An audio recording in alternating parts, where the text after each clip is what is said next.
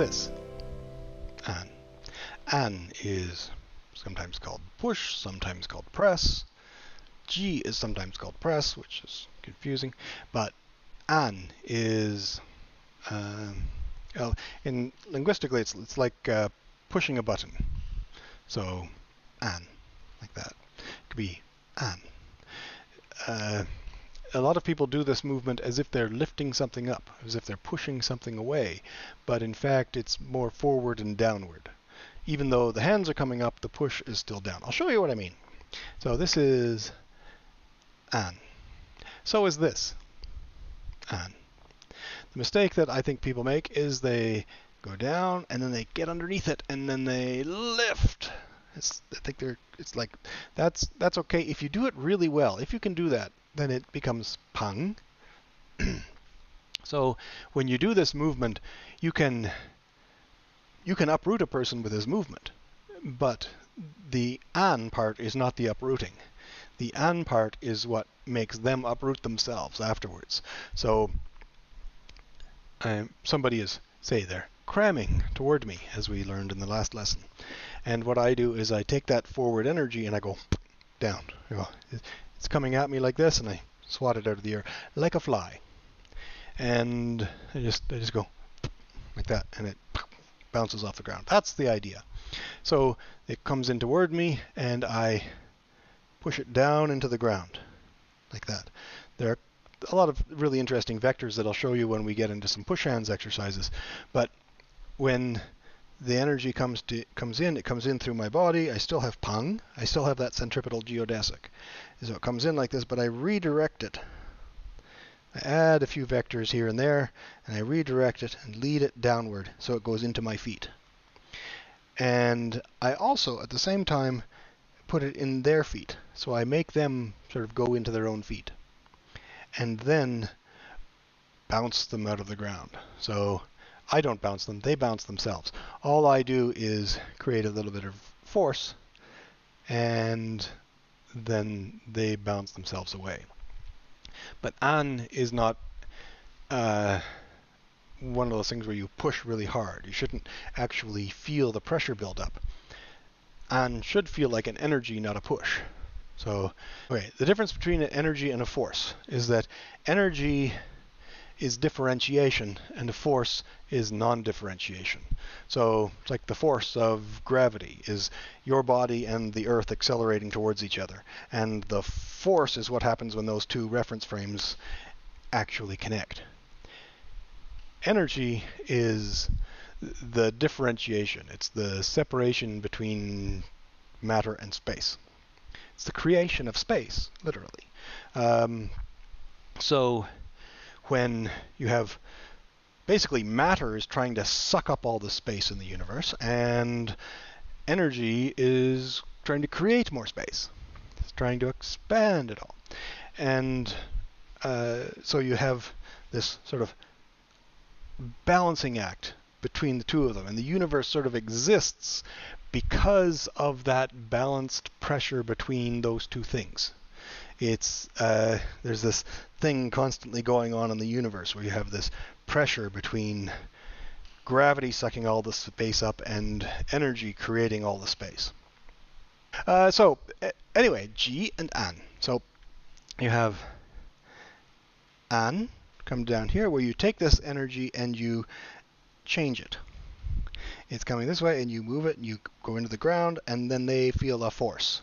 And sometimes the force is a physical force, and sometimes it's just a force of their identification of their reference frame. So they think, oh no, and they stop doing what they're doing. They don't actually bounce off the ground and get sent away. They just think, I'm going in the wrong direction, I need to change.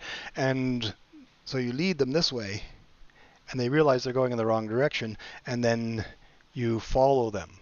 And they move up and away, and you engage, and you connect to their center.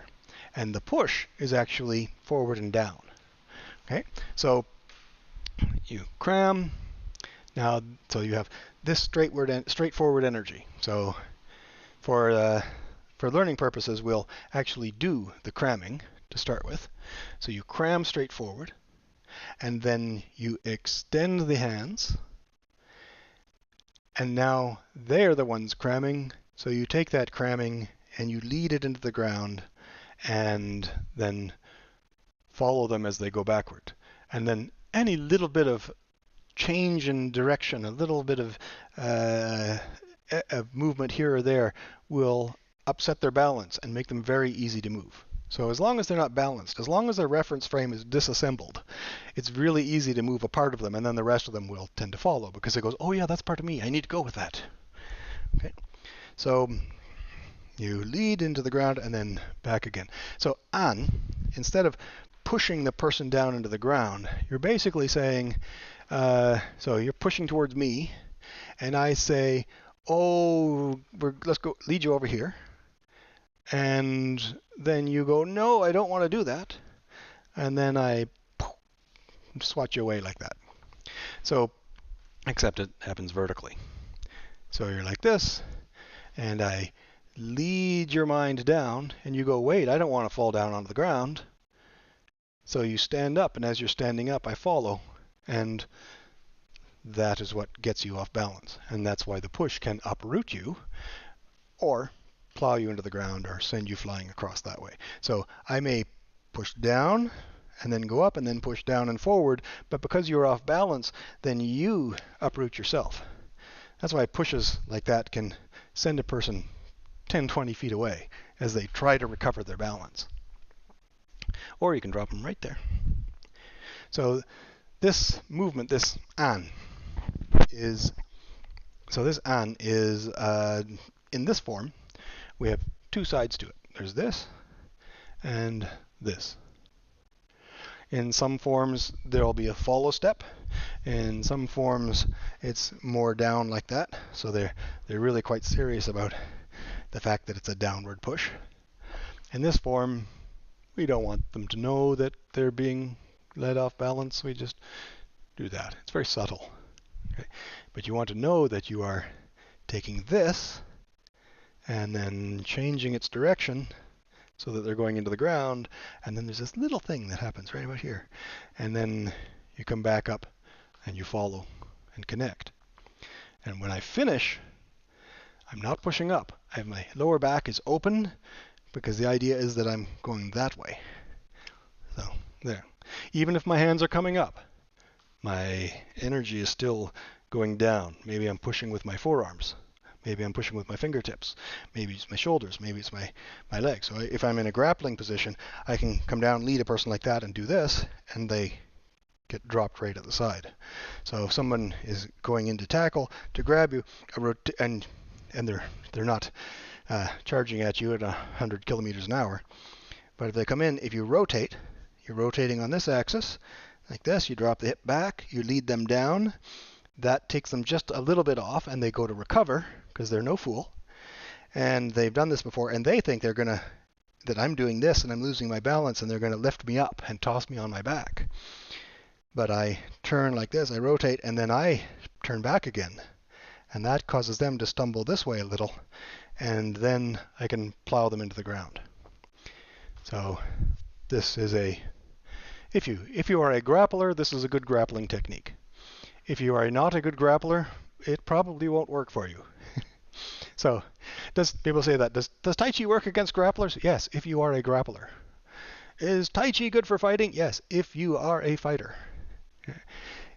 Can it work against a boxer? Well, are you a boxer? Then yes, you can use Tai Chi in boxing. But it depends what your skill is and which direction you're going through space-time. So this comes down, boom, bounces a little, rolls, and then extends. So we have cramming, extend. And this is already starting to go down, right? From cramming, the arms go out and the elbows drop. So here, cramming, the arms extend, the elbows drop. Because now I'm connecting that person who's coming in down there. Right. The only reason I would push somebody down is if they are between me and the ground. You can't push somebody down if they're above you. That's a pull down. So this is a push down. So it means the person is already down there. So I'm cramming, and now I go, oh, they're getting underneath me. So I drop my elbows, and I pivot around the lead, axis, and I can drop my hands and then come back up again and then come around and then push. So this is cram, extend, drop the elbows, the left hip drops back, bounce them, come back up again, and push. Remember, the part of a bounce that you are involved with is the downward part. When you bounce a basketball, you don't push it to the ground and then lift it up again, push it down and then lift it up again. You push it down and the ball takes care of the rest. So when you do an, you lead it down and then you relax and you let it come back up again. And then you just follow it as you go forward. The elbows are still down, you still have that connection to the ground, and then you straighten the arms, but you don't protract the shoulders. That would be a mistake. Right, so you keep the shoulders down, the elbows down, and you just go forward. And here I'm still pushing downward. The back is open. It's like this, like that. So cram, extend. See how the back is already opening? Now I drop the elbows. I pivot around the lead axis. I drop down. The hands come down to here, and then, they bounce back up again, and then around and. So the other side, cramming. So I cram, extend the hands, connect it to the ground. The right hip comes back. I'm pivoting around the left hip. Down, come down to here, and then let them go back up again, but I am still sticking to them, right? So they go down, they come back up, but I still have my hand on it. I can move them this way. Okay. So when you bounce a basketball and it comes up, it sticks to your hand. It's amazing, right? You bounce, it sticks to your hand, you can move it forward now. Without using any pressure, without really pushing it, you can move it forward. And then you can bounce it that way. So from cramming, extend, drop the elbows, pivot around the lead hip, the hands drop down, then come back up, and then pivot around the lead hip, extend the arms but relax the shoulders, open up the lower back, feel that power right there. Okay. So cram, extend, lead the person, make them look at the ground, change their mind, and follow them as they change their mind. So cram, extend, back, and forward. This is extend, drop the elbows, pivot around the lead hip, the hands drop down, then come back up, and then pivot around the lead hip, extend the arms but relax the shoulders, open up the lower back, feel that power right there. Okay. So cram, extend, lead the person, make them look at the ground, change their mind, and follow them. Extend, drop the elbows, pivot around the lead hip, the hands drop down, then come back up, and then pivot around the lead hip, extend the arms but relax the shoulders, open up the lower back, feel that power right there. Okay. So cram, extend, lead the person, make them look at the ground, change their mind, and follow them. So, cramming, extend, back, drop the elbows, comes back up again, and on. Good. Next, we will put it all together. So we'll be putting the entire third section of the 26 section routine all together as one sequence of very beautiful, cleverly designed, enlightening movements. Very relaxing too. Very good. More practice.